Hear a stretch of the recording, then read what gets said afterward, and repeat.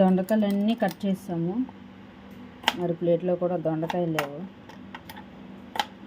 ఇవి నేను తొందరగా గ్యాస్ పొయ్యి మీద కళాయి పెట్టి ఆయిల్ వేసి తొందరగా వేపేస్తాను. చూసారా, బాగా పండిపోయినా కానీ పర్వాలేదు. నేను ఇలా కూడా వదలను ఈ దొండకాయని. అసలు ఒకప్పుడు దొండకాయ తినేదానం కాదు, కానీ ఇప్పుడు దొండకాయ తినకుండా దొండకాయ తింటే కొచ్చులాడుతుందండి. వండుకొని తింటుంది. పచ్చడి అయితే అమ్మ మామూలుగా ఉండదు. అసలు ఆ దొండకాయ కొంచెం కూడా ఎందుకు నేను అంత పెద్ద ముక్కలు కోసేస్తాను. ఒకటేనా ఇవన్నీ ఉన్నావు? చూసారా ఎంత వేస్ట్ చేసింది ఇది. చూడండి, ఇంత కాడలు ఎవరైనా కోస్తారా? ఏమైనా ఉంటుందా? అందులో ఏమి ఉండదు.